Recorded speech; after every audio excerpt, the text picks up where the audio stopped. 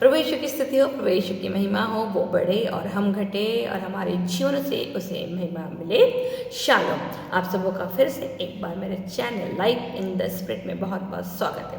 दोस्तों, हम सब जानते हैं कि ईसा मसीह मुर्दों में से तीसरे दिन जी उठे और वो 40 दिनों तक अपने शिष्य को दिखाई दिए और 40 दिन के बाद वो स्वर्ग में बादलों में शिष्यों को देखते देखते ओझल हो गए। ये सब बात हम जानते हैं और हम भी कहीं ना कहीं यही उम्मीद करते हैं कि हम भी मरने के बाद तीसरे दिन जी उठे और हम सबको भी क्या हो जाए, जब यीशु मसीह आए तो हम सबको भी क्या हो जाए, हम भी बादलों पे उठाया, क्योंकि लिखा है प्रभु बादलों पे अपनी कलीसिया को उठा के ले जाएगा। लेकिन ये बादलों पे उठा के जिसे ले जाएगा उसके पास एक अलग शरीर होना चाहिए, एक अलग कपड़े होने चाहिए, क्योंकि हम जानते हैं कि बाइबल में ऐसे 3 व्यक्तियों का नाम बताया गया है जिन्हें प्रभु ने, ईश्वर ने सशरीर उठा लिया गया है। तो जब यदि उन्हें सशरीर उठा लिया गया है तो वो कौन से कपड़े पहन के थे और कौन सा शरीर उनके पास था? तो हाँ दोस्तों, उनके पास एक सामान्य शरीर था जैसे कि आज आपके और मेरे पास है। हाँ, वो उस स्वर्ग में उठा के नहीं लेके गए जिस स्वर्ग में यीशु मसीह गए हैं, क्योंकि वचन हमें सिखाता है कि स्वर्ग में सिर्फ और सिर्फ ईसा मसीह ही गए हैं, उसके अलावा दूसरा कोई व्यक्ति जा सकता नहीं। और अब तक, जब तक का न्याय का दिन नहीं आएगा। इसका मतलब इस ब्रह्मांड में और भी कई ऐसी जगह है जहाँ पे पुण्य आत्माएं रहती है और वो शरीर रह रही है, उनके पास हमारी मटेरियल बॉडी है और वो कपड़े पहन कर रहे हैं। सही है, क्योंकि इस धरती का कोई भी चीज स्वर्ग में जा नहीं सकता, उस लोक में नहीं जा सकता, क्योंकि वहाँ जो एटमॉस्फेयर है वो वहाँ वैलिड नहीं है। सही है, तो इसलिए तो यीशु मसीह को भी मरने के बाद एक नया परिचय प्रभु को मिल गया, एक महिमामयी देह मिल गई उनको और एक महिमामयी कपड़े उनको मिल गए। क्योंकि प्रभु को अगर आप जानोगे तो देखिए क्या लिखा है पुनरुत्थान के विषय में, प्रभु यीशु मसीह क्या लिखते हैं संत यूहन्ना के इसमें। वो लिखा है कि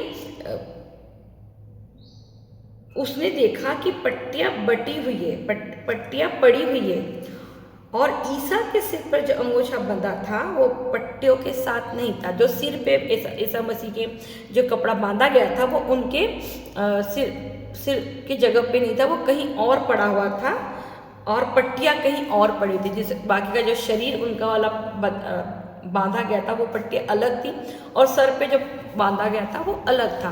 तो ये अगर प्रभु यीशु मसीह तीसरे दिन मुर्दों से जी उठे, अपने शिष्यों को दिखाई दिए, मरियम को दिखाई दिए, तो वो बिना कपड़े के तो नहीं दिखाई दिए होंगे ना। तो कौन से कपड़े वो पहन के आए थे और वो कौन सा शरीर था जो उनके पास था, जो शिष्यों ने देखा, जो 40 दिनों तक वो शिष्यों के साथ रहे।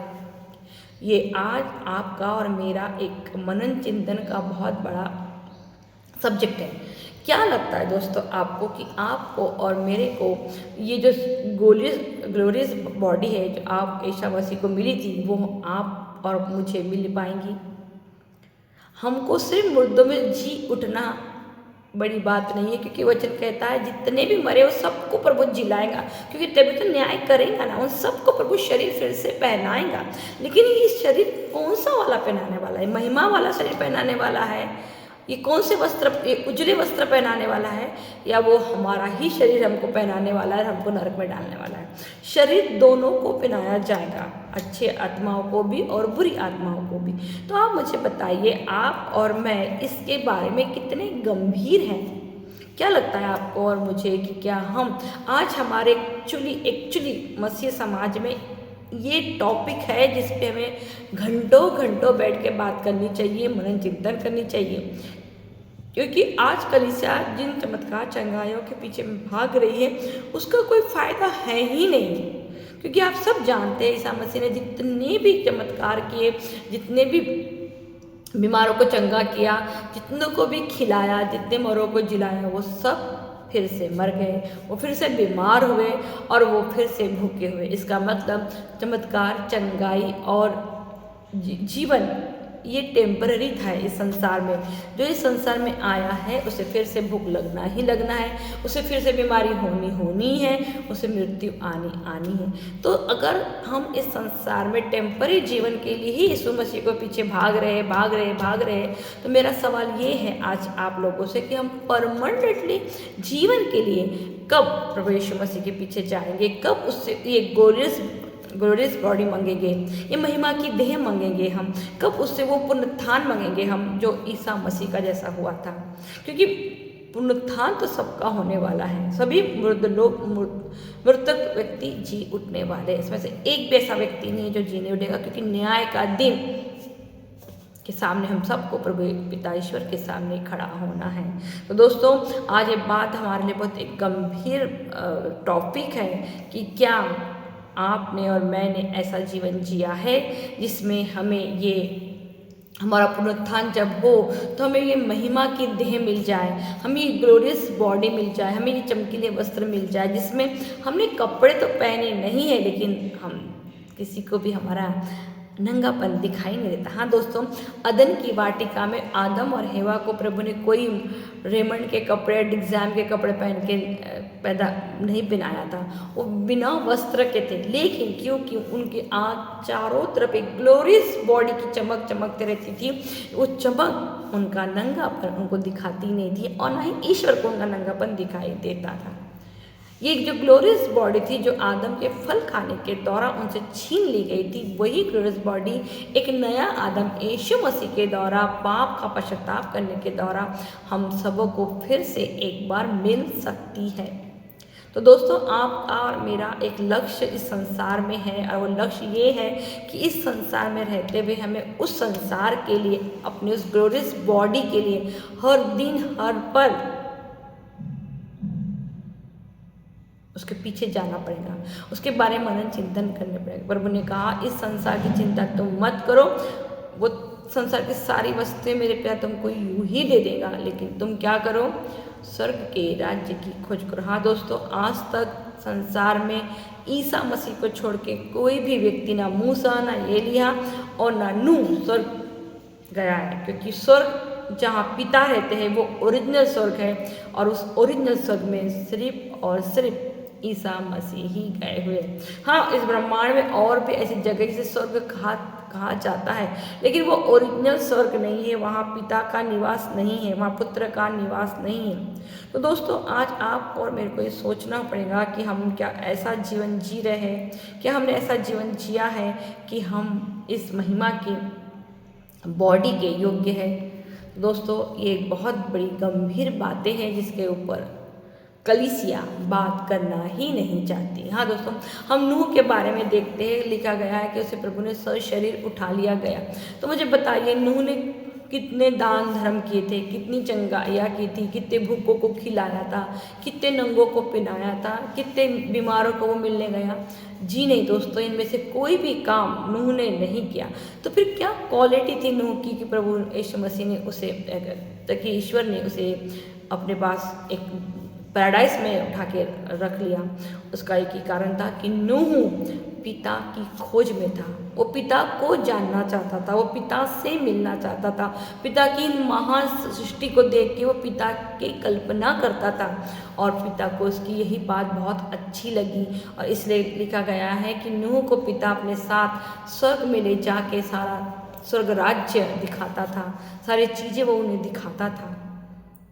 सब उसके आत्मा में प्रभु नूह को क्या करते थे, लेके जाते थे और सब कुछ जैसा हम प्रकाशित वाक्य में पढ़ते हैं कि क्या हो गया, यूहन्ना को आत्मा अपने साथ पूरा स्वर्ग का दर्शन करवाया। वैसे ही तो मैं और मेरा आप लोगों से यही सवाल है कि यदि सिर्फ हमारा दान धर्म, हमारा कुछ भी अच्छा कार्य जो संसार में हम करते हैं, ये इतना काफ़ी है यदि हमारे स्वर्ग राज्य में जाने के लिए दोस्तों, तो मुझे लगता है हमसे कहीं गुना ज़्यादा अन्य जाति के लोग ये काम करते हैं और 101% अगर सिर्फ यही एक रीज़न जैसे प्रभु यीशु मसीह स्वर्ग राज्य में हम लोगों को ले जाने वाले हैं तो हमसे ज़्यादा वो जाएंगे, क्योंकि वो लोग भी वही सब काम करते हैं जो आप और मैं प्रभु यीशु मसीह के बताए जाने के बावजूद भी नहीं कर पाए। आज आपका और मेरा एक लक्ष्य है, और वो लक्ष्य क्या है? अपने ईश्वर के पीछे चलना। जैसे कि यीशु मसीह ने कहा, जब 12 प्रेरित लोग आए कि प्रभु हमने तेरे नाम पे क्या किया, बहुत बड़े चमत्कार दिखाए। प्रभु यीशु मसीह ने बोला, इसलिए खुश मत हो जाना कि तुमने क्या किए हैं मेरे नाम से चमत्कार के, बल्कि इसलिए खुश हो जाओ कि तुम्हारे नाम जीवन के ग्रंथ में लिखे हुए हैं। आज इस जीवन के ग्रंथ के बारे में आप और मैं मनन चिंतन ही नहीं करते। वो मुकुट जो प्रभु यीशु मसीह हमें देने वाला है कलीसिया को, उसके बारे में हम मनन चिंतन नहीं करते। हम इस पुनरुत्थान, इस महिमा की देह के बारे में बात नहीं करते। ये ग्लोरियस बॉडी जो आपको और मुझे चाहिए, क्या इसके लिए हमने कभी ऐसा कोई कार्य, ऐसा कोई जीवन जिया है? तो दोस्तों, आप अगर वचन पढ़ोगे तो उसमें लिखा है, ईसा मसीह के पहले शब्द एक ही थे कि मन फिरा लो, पश्चाताप करो, स्वर्ग का राज्य निकट है। इसका मतलब ये है कि इस धरती में रहने वाले जितने भी लोग हैं, उनको इस धरती की अपनी हर एक इच्छा, अपने लाइफ स्टाइल से, अपनी नौकरी से, अपनी पहचान से मन फिराना है और पश्चाताप करना है और स्वर्ग के राज्य में अपना मन लगाना है। क्योंकि जब तक अगर हमारा मन इस संसार में रहेगा, हम उस संसार में नहीं जा सकते। भले हम कितना भी दान धर्म कर दे, जितना भी कार्य कर ले, हम स्वर्ग राज्य में नहीं जाएंगे। इसका सबसे बड़ा उदाहरण क्या है? नूह है। नूह ने कोई भी ऐसा काम समाज के लिए नहीं किया। उसने अपना पूरा जीवन अपने ईश्वर को ढूंढने में, उसके पीछे चलने में लगाया। ईसा मसीह ने इस संसार में ऐसा कोई काम नहीं किया जिससे उसे प्रतिष्ठा मिले। उसने कहा, मैं जो कुछ भी करता हूँ, मैं अपने पिता की इच्छा पूरी करने के लिए आया हूँ। उसके पिता की इच्छा क्या थी? कि पिता की इच्छा ये थी कि मेरा पुत्र मेरी आज्ञाओं का पालन करके लोगों को दिखाए। वो बता दे कि एक सामान्य मनुष्य होते हुए भी मैंने तुम लोगों को इतनी कोई हार्ड शिक्षा नहीं दी थी। तुम एक सामान्य इंसान होते हुए भी मेरी क्या कर सकते हो? शिक्षाओं का पालन कर सकते हो, मेरी आज्ञाओं का पालन कर सकते हो। लेकिन अफसोस, हमने उसकी शिक्षा को पूरी तरीके से झुठला दिया है। हमने पूरी गॉस्पल में से सिर्फ प्रभु यीशु मसीह को इसलिए इस्तेमाल किया कि वो हमारे जीवन में, इस टेम्पररी जीवन में हमें चंगाई, चमत्कार और पैसा प्रदान करे। और हम दिन पे दिन यीशु का नाम ले लेके इतना पाप करें जिसकी कोई हद नहीं। हमने एक सिस्टम अपने लाइफ में लगाया है और हमको लगता है इस सिस्टम के अनुसार अगर हम चलेंगे तो हमको प्रभु स्वर्ग के राज्य में प्रवेश देगा। नहीं दोस्तों, ऐसा नहीं होगा। क्योंकि आप जानते हैं, नूह के टाइम पे प्रभु ने सिर्फ 8 लोगों को बचाया। गोमोरा सोदोमा के टाइम पे से 4 लोग बचे। उसमें से लोत की पत्नी विवाद है, पर बचे 4 लोगों को प्रभु ने जीवन दिया। उसमें से वो खुद मरी, वो उसका अपना है ये। उसके बाद अब क्या? क्योंकि 8 थे, फिर 4 हुए और अब 2। हाँ दोस्तों, अब सिर्फ 2 ही है, एक यहूदी और एक गैर यहूदी, एक यूनानी और एक गैर यूनानी। 2 ही है, 2 ही कलीसिया का प्रकार है अभी। और दोनों में से प्रभु कहता है, सिर्फ मुठ भर के ही लोग मेरे साथ उस राज्य में जाएंगे। तो आपको नहीं लगता मुठ भर के लोग अगर से प्रभु यीशु मसीह के साथ बादलों में उठा लिए जाने वाले हैं, तो ये मुठ भर के लोगों का आचरण बाकी लोगों से कितना अलग होना चाहिए? ये मुठ भर के लोगों का जो आचरण है, जीवन है, वो ज्योति की संतान के जैसा होना चाहिए। तभी आप और मैं इस राज्य में प्रवेश कर पाएंगे दोस्तों। अदरवाइज इम्पॉसिबल मिशन है। क्योंकि दान धर्म करना, लोगों की मदद करना, ये सब काम बहुत अच्छा है। इसका फल सिर्फ और सिर्फ इसी संसार में प्रभु आपको 100 गुना लौटा देंगे। लेकिन प्रभु आपको कभी भी स्वर्ग राज्य में नहीं लेके जाएंगे, क्योंकि सिर्फ इतने से काम से ही स्वर्ग राज्य में वापस जाना पॉसिबल होता। तो यीशु मसीह को क्रूस पे मरने की ज़रूरत नहीं थी और पश्चाताप के रूप में, बलि के रूप में क्रूस पे चढ़ने की ज़रूरत नहीं थी। वो भी आते, चमत्कार, चंगाई करते और मैं ईश्वर का पुत्र हूँ। मुर्दों को जिस व्यक्ति ने जिला दिया, उसको और कोई प्रमाण की ज़रूरत नहीं, और 10-12 मुर्दों को और जिला देता और चल जाता, तब भी लोग ईसा मसीह पे क्या कर लेते? विश्वास कर लेते। लेकिन उन्होंने ऐसा नहीं किया। वो जानते हैं, यदि मैं मनुष्य बन के संसार में आया हूँ तो मुझे जो जिम्मेदारियाँ मेरे पिता ने मुझे दी संसार में रहते हुए वो करनी है। वो क्या थी? कि मुझे मेरे पिता की आज्ञाओं का पालन करना है। पहले आज्ञा थी जो अदन की वाटिका में टूटी थी, दूसरी आज्ञा थी जो मूसा के के द्वारा संहिता के रूप में पूरे इजराइलियों को दी गई थी। इसका पूरी तरीके से बहिष्कार इजरायली यहूदी लोगों ने किया था और सिर्फ एक बोझ के समान उस संहिता को वो क्या कर रहे थे, पालन कर रहे थे। उनमें पवित्रता नहीं थी, उनमें उनका मन नहीं था। दोस्तों, यदि यीशु मसीह हमें अपने समान बनाना चाहते, अपने साथ ले जाना चाहते हैं, तो हमें भी यीशु मसीह के ही समान वो शरीर मिलना बहुत ज़रूरी है जो यीशु मसीह को तीसरे दिन मिला। हमें भी वही कपड़े मिलने की बहुत ज़रूरी है जो ईसा मसीह को तीसरे दिन मिले। दोस्तों, महिमा में शरीर और महिमा में कपड़े ये सिर्फ तभी पॉसिबल है जब हम और आप एक ऐसा जीवन जिए जिसमें प्रभु के लिए आज्ञा कहा। जो कार्य आप करना चाहते हो वो नहीं, जो प्रभु आपसे करवाना चाहते हैं वो कार्य आपको करना चाहिए। आप हो या मैं, हम सबों को इस पिता की इच्छा पूरी करना ही आपका और मेरा क्या है, लक्ष्य है। इसलिए वचन में क्या कहता है, मेरे लोग भटक गए हैं क्योंकि उनके पास मेरा ज्ञान नहीं है। वो मुझसे दूर क्यों चले गए हैं, क्योंकि उनके पास मेरा ज्ञान नहीं है। आज प्रभु कहते हैं कि मुझे खोजो जब तक मैं मिल सकता हूँ। इसका मतलब आपका और मेरा एक लक्ष्य है, लक्ष्य एक ही है कि आपको और मुझे हमारे पिता, हमारे पुत्र को खोजना है। खोजना मीन्स हमारे पास है, हमारे आचरण में खोजना है, हमारे चरित्र में खोजना है, हमारे परिवारों में खोजना है। ये जीवन जो प्रभु हमें देने वाला है, अनंत जीवन, जहाँ पे ना बुढ़ापा है, ना मृत्यु है, ना भूख है, ना बीमारी है, ऐसी जगह पे आपको और मुझे प्रभु ले जाने वाला है। तो क्या लगता है दोस्तों आपको कि ये इतना आसानी से आपको मिल जाएगा? नहीं दोस्तों, इसके लिए कीमत आपको और मुझे चुकानी होगी। जैसे यीशु मसीह ने कोई गुनाह, कोई गलती, कोई पाप नहीं किया था, लेकिन वो इस धरती पे आए तो धरती पे आने की एक कीमत सबको चुकानी तो चुकानी ही है, आपको भी और मुझे भी दोस्तों। और वो कीमत एक ही है कि आपको और मुझे अपने सर्वशक्तिमान पिता ईश्वर को और उसके पुत्र यीशु मसीह को खोजना है, ढूंढना है। और सिर्फ खोजना क्या, प्रभु ने कहा तुम मुझे ढूंढो और तुम मुझे क्या करोगे, पा लोगे। आज हमने पिता, पुत्र, पवित्र आत्मा को बहुत हद तक खो दिया है। हाँ, हमने उन्हें एक रीति रिवाज, एक पैटर्न में बांध के रख दिया है, जैसे कि संडे का चर्च जाना, घर में एक रोजरी माला बोलना, या एक आधी बार गलती बाइबल पढ़ लेना, ये हमारा पैटर्न है। हमारे किसी की मृत्यु दिवस आए तो गरीबों को कुछ खाना खिला देना, कुछ कपड़े दान में दे देना, या किसी का जन्मदिन है, शादी की सालगिरह है, ये पैटर्न है। इतना सा काम करने से आप स्वर्ग के राज्य में प्रवेश नहीं कर पाएंगे। ये अच्छे कार्य है, इसका फल पिता आपको इसी संसार में देगा। उसके लिए आपको मर के इंतजार करने की ज़रूरत नहीं स्वर्ग राज्य में ले जाने के लिए, वो प्रभु आपको इसी राज्य देगा। लेकिन जब आपको एक दुनिया से दूसरी दुनिया में जाना है तो इस दुनिया का और उस दुनिया के रीति रिवाज पूरी तरीके से डिफरेंट है। हाँ दोस्तों, यहूदी लोग जब ईश्वर का वो स्तुति आराधना करते थे तो बोलते थे इब्राहिम, इसहाक और याकूब हमारे पूर्वजों का ईश्वर। इसका मतलब पूर्वज यानी कौन, आपके और मेरे पूर्वज तो मर गए, तो वो यदि जो व्यक्ति मर गया है उसका ईश्वर को हम कैसे पूजेंगे?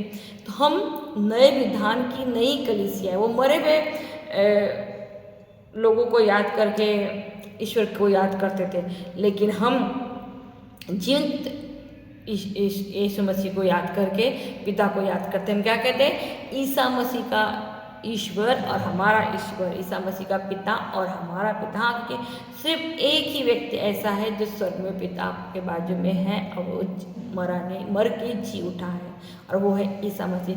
इतने भाग्यशाली है हम अपने आप को बार बार यहूदियों से मिलाइए मत, हम उनसे भी ज़्यादा कई भाग्यशाली है, क्योंकि हमारा लिए खुद पिता ने एक महाबलि चढ़ाई है। हाँ, जब यहूदी लोग अपने जो भी कमाते थे, जो भी अपना उनका प्रथम फल होता था वो पिता को चढ़ाते थे, लेकिन आपके और मेरे लिए पिता ने अपना प्रथम फल, हाँ सर्वप्रथम जिसे उसने उत्पन्न किया, उसी शब्द को शरीर धारण करके धारण करवा के मनुष्य बना के हमारे लिए एक महाबलि दी गई है। और उसी बलि के द्वारा, उसी रक्त के द्वारा हम अंधकार की शक्तियों से खरीदे गए हैं दोस्तों। एक बहुत बड़ी कीमत पिता के तरफ से आपके और मेरे लिए चुकाई गई है। अब समय, अब टर्न हमारा है कि क्या हम जो प्रभु हमें देना चाहता है उसके योग्य हम हैं या नहीं है। हाँ, हमें प्रूफ करना होगा कि क्या वाकई में हम उस स्वर्ग राज्य में जाने के योग्य हैं।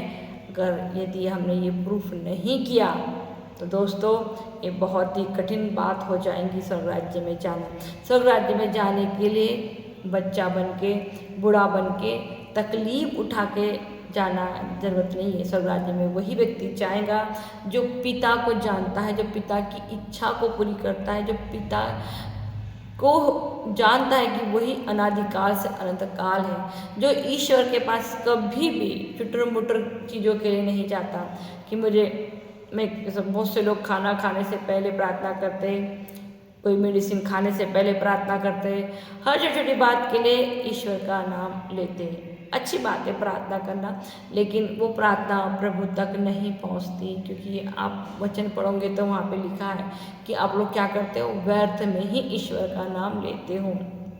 आप कंटिन्यू परमेश्वर का इस्तेमाल अपने फ़ायदे के लिए करते हो। हाँ दोस्तों, आप देखिए जितने भी संत नबी लोग हैं, जितने संतों ने जितने चमत्कार किए उतने लोग उनको नमस्कार करते हैं, लेकिन जिन संतों ने कोई चमत्कार नहीं किया, अपने जीवन में सिंपल लाइफ जिए लेकिन प्रभु के पीछे चले, उनको कोई याद नहीं करता। जैसे कि हम देखते हैं मार्टिन ने लोगों को सेवा करने की बातें सिखाई, उन्होंने झाड़ू मारना सिखाया।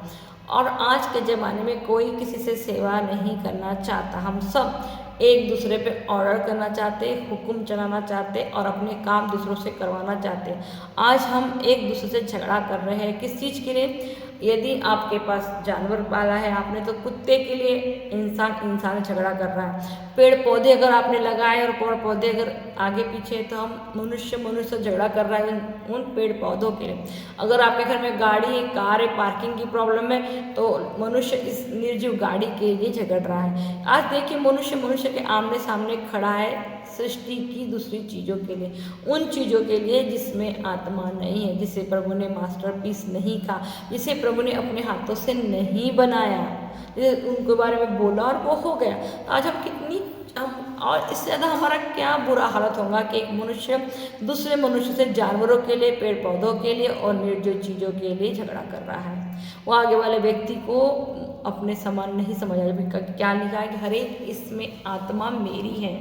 वो भले दुश्मन ही क्यों ना हो आपका, जब आप झगड़ा करते हैं, कुछ भी अपशब्द बोलते हैं, तो इस बात का ध्यान को रखना है कि उसमें भी ईश्वर की ही आत्मा है। आज आप और मैं जो जीवन जी रहे हैं, वो जीवन में कहीं पर भी पवित्रता नहीं है, धार्मिकता नहीं है और ईश्वर का भय नहीं है। हम हर दिन अपनी इच्छा पूरी करते रहते हैं और वहाँ पे जब जो चीज़ हमसे नहीं हो पाता, हम वहाँ पे एक डाल प्रभु की जैसी इच्छा।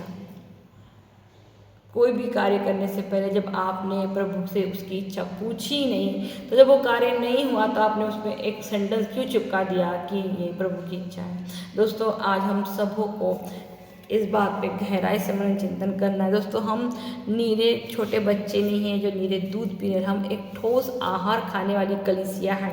और ठोस आहार खाने वाली कलीसिया का मतलब है वो जो पुनरुत्थान में विश्वास करने ही नहीं बल्कि उसके लिए अपने आप को तैयार भी करती है। हाँ दोस्तों, दूल्हा आने वाला है और दुल्हन को अब तक तैयार हुई नहीं है। दुल्हन अब भी इसी संसार में मेरे पापों को क्षमा कर दो, मुझे नौकरी दिला दो, मुझे शादी करा दो, ना जाने और कितनी सारी सांसारिक चीज़ें, मेरे बच्चों पे अपना आशीर्वाद रखो, ये सब चीज़ें मांगते मेरा बच्चा दूसरों के बच्चों से बहुत ग्रेट, मेरे बच्चों का बच्चा उनसे भी ज़्यादा ग्रेट, इस तरह की भावनाएं आज कलीसिया में है। जब कलीसिया में ही एकता नहीं है, यूनिटी नहीं है, तो दोस्तों अन्य जातियों की तो कहीं बात ही छोड़ दीजिए। आज आपका और मेरा इस संसार में एक उद्देश्य है। हम अगर ज्योति की संतान है तो हमारा आचरण, हमारा स्वभाव, हमारा चरित्र, हमारा कैरेक्टर ज्योति के समान चमकना चाहिए। लेकिन ऐसा हो नहीं रहा दोस्तों, क्योंकि हर कोई व्यक्ति इतना सेल्फिश लाइफ जी रहा है। हर व्यक्ति में उसका बड़ापन इतना कूट कूट के बड़ा है कि मुझे समझ में नहीं आता कि वो कैसे उसी ज़बान से ईश्वर की स्तुति आराधना भी करता है और उसी ज़बान से वो अपने बड़ेपन की भी तारीफ करता है। हाँ दोस्तों, वचन हमें यही सिखाता है, जो जितना बड़ा है उसको उतना ही विनम्र बनना पड़ेगा और उसको उतना ही झुकना पड़ेगा, क्योंकि इस हमारे संसार में पिता पुत्र से बढ़कर कोई भी नहीं, लेकिन क्योंकि पिता और पुत्र ने हमें से इतना प्यार किया कि उन्होंने अपने पुत्र को स्वर्ग से धरती पे भेजा। इससे ज़्यादा और ईश्वर क्या झुकेगा प्रभु, लेकिन हम इसी धरती पे रहते रहते हुए हमारा इतना बड़ापन है, इतना बड़ापन है कि हम झुकना नहीं चाहते। यदि आप बड़े होके नहीं झुकना चाहते दोस्तों, तो आप छोटों से क्यों उम्मीद करते हो कि वो झुके, वो सुने। मेरा रिक्वेस्ट है आपसे, आप मत्ती 5:10 पूरे वचन पढ़िए, आशीर्वाद वचन। प्रभु ने बहुत सुंदर वहाँ पे टर्म और कंडीशन बताई है विनम्रता की, और जो हम पढ़ते तो हैं लेकिन हम उसे क्या कर देते हैं, निगलेक्ट कर देते हैं। आज आप और मुझे सबसे ज़्यादा अगर किसी चीज़ की ज़रूरत है तो वही झुकने की ज़रूरत है। और आज का इंसान अकड़ा हुआ है, और अकड़ा हुआ व्यक्ति ईश्वर की नज़र में मरा हुआ है। क्यों? कि कोई भी मरा हुआ व्यक्ति झुक नहीं सकता, अदरवाइज़ वो टूट जाएगा। और इसलिए आज ज़्यादा से ज़्यादा कलीसिया परमेश्वर और यीशु मसीह की नज़र में मरी हुई है। वो हमको लग रहा है कि हम जिंदा है क्योंकि हम खाना खा रहे हैं, पिक्चर देख रहे हैं, टीवी देख रहे हैं, मोबाइल ड्यूटी कर रहे हैं। नहीं, लेकिन आप ईश्वर से जुड़े हुए नहीं हो, आप ईश्वर को नहीं खोज रहे हो, आप प्रभु की स्तुति आराधना नहीं कर रहे हो, तो आप प्रभु के नज़र में एक मरी हुई कलीसिया हो। हाँ दोस्तों, यदि प्रभु ने आपको सामाजिक बनाया है तो आपको सामाजिक जीवन जीना बहुत ज़रूरी है। मेरा घर, मेरे बच्चे, मेरी नौकरी, ये एक चीज़ आज पूरी कलीसिया में देखने को मिलती है, जो बहुत ही दुखद बात है। हम सबों को कहीं ना कहीं एक सोशलाइज जीवन जीना बहुत ज़रूरी है। एक दूसरे की मदद करना, अनाथ, प्रभु ने कहा अनाथ हो, विधवाओं की मदद करना, ये सब मैं ये नहीं कहती कि आप अपने आप को तकलीफ में देख के दूसरों की मदद कीजिए, लेकिन हमें सोशल जीवन जीने का मतलब मदद से साथ साथ हमें लोगों के बीच में उठना बैठना, उनसे बातें करना बहुत ज़रूरी है। क्योंकि मोबाइल और टीवी के कारण वैसे ही लोगों ने लोगों से बात करना टोटली बंद कर दिया है। खुद अपने ही परिवार के बच्चे एक ही घर में मुश्किल से आधा पौन घंटा भी नहीं बैठ पाते, बात नहीं कर पाते। और दूसरा, हम लोग इन सब चीज़ों को बहुत अच्छा समझते हैं, हम कहते हैं हम सब थक जाते ना, थक जाते। अगर संसार में हम नौकरी करके थक के आके सिर्फ मोबाइल और टीवी देखने के लिए आप संसार दुनिया में हो, तो प्रभु कहता है दयनीय जीवन की अपेक्षा मृत्यु अच्छी है। ये मेरे शब्द नहीं, आपके पवित्र बाइबल के शब्द है। दोस्तों, हमें आप और मुझे दयनीय जीवन नहीं जीना है। हमें हर दिन हर पल ईसा मसीह पिता पुत्र पवित्र आत्मा की खोज करनी है, उनके करीब जाना है। क्योंकि क्या लिखा है, मैंने पिछले वीडियो में बताया, अंतिम दिनों में क्लेश आएगा और उस क्लेश को बर्दाश्त करने के लिए हमारे पास शांति चाहिए। और शांति के लिए हमें क्या करना है, निरंतर प्रार्थना करती रहिए। 10 जन का 12 जन का परिवार है और हम प्रार्थना नहीं कर पाते तो क्या फ़ायदे का। हम एक साथ बैठ के खाना खा सकते, पिक्चर देख सकते, लेकिन अफसोस हम बैठ के एक साथ रोज़ प्रभु यीशु मसीह की पवित्र तत्व की स्तुति आराधना नहीं कर सकते। कितने गरीब है हम कि हमारे पास 24 घंटे में से 24 मिनट भी नहीं है अपने बनाने वाले के लिए, और हम कहते हैं कि हम बिना कुछ किए प्रभु के चरण। जब प्रभु आपका मन प्रभु में है ही नहीं, तो आपको प्रभु अपने साथ ले जाके करेगा क्या? क्योंकि आपका मन तो संसारिक चीज़ों में लगा है प्रभु, तो आप वहाँ जाके डिस्टर्ब हो जाओगे। उस महिमा की धीरे धीरे क्या प्रभु करेगा क्या, जब आप इस शरीर में रहते हुए उस राज्य की कल्पना नहीं कर रहे। तो दोस्तों, मेरा आपसे निवेदन है, रिक्वेस्ट है कि हम सब आज प्रभु यीशु मसीह के आगमन के बहुत ही निकट है, और हम सबका एक ही मकसद होना चाहिए कि हम सबों को जब प्रभु मुर्दों में से जिलाए तो हम सबों के पास वो ग्लोरियस बॉडी, वो महिमा की देह होनी चाहिए। क्योंकि जी उठने वाले सभी हैं, लेकिन सबको वो देह नहीं मिलेगी जो यीशु मसीह के पास थी। तो आइए दोस्तों, हम एक छोटा सा हम प्रार्थना करें, प्रभु से विनती करें कि प्रभु जैसा आपको पिता ने तीसरे दिन जी उठाया और आपको एक महिमा में देह दी और एक ग्लोरियस बॉडी दी, जिसकी वजह से आप बादलों पे से उठा के सीधा पिता के चरणों तक पहुंच गए, पिता के करीब पहुंच गए, वैसे ही हमें भी जब पुनरुत्थान हो तो हमें भी इसी महिमा की देह मिले। आइए हम प्रार्थना करें। प्रभु जी, मैं आपको धन्यवाद देती हूँ कि मैं इस योग्य हूँ इस योग्य आपने मुझे समझा कि मैं इन सब बातों पे मनन चिंतन करती हूँ। प्रभु जी जो भी बातें आप मुझे बता रहे हैं, मैं जो समझ रही हूँ वही बातें मैं प्रभु जी इन वीडियो के माध्यम से लोगों को बताने की कोशिश कर रही हूँ। प्रभु जी ये मेरा अपना आपके साथ पर्सनल अनुभव है। मैं किसी पे भी अपनी इन अनुभवों को थोपना नहीं चाहती। जैसा वो चाहते हैं वैसा ही तरीके से वो आपको महसूस करें।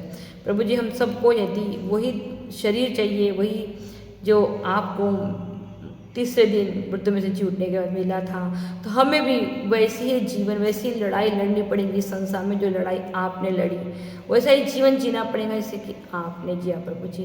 क्योंकि प्रभु जी यदि हमारा मन इस संसार में है और हम इस संसार में हमारा मन रहते हुए अगर हम उस संसार में जाएंगे तो हम उस संसार में कहीं ना कहीं दुखी, डिस्टर्ब रह जाएंगे।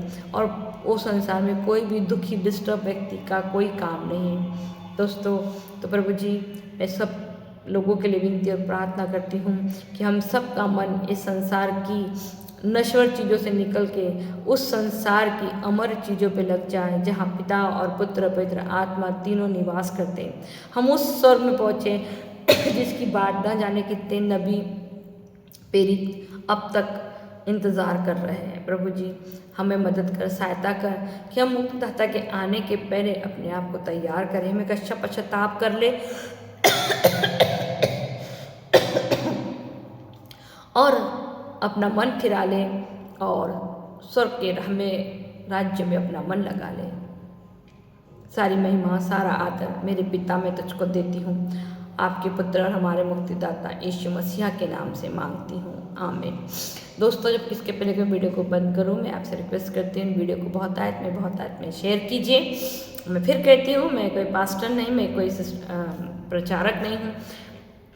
मैं जो इतने साल से बाइबल पढ़ रही हूँ वो मेरा जो अनुभव है मैं वही आपके साथ शेयर कर रही हूँ। ये आपके ऊपर मैं अपनी जो मैं करती हूँ वो चीज़ें आपको करने के लिए ज़बरदस्ती आप पे थोप नहीं रही हूँ। तो धन्यवाद।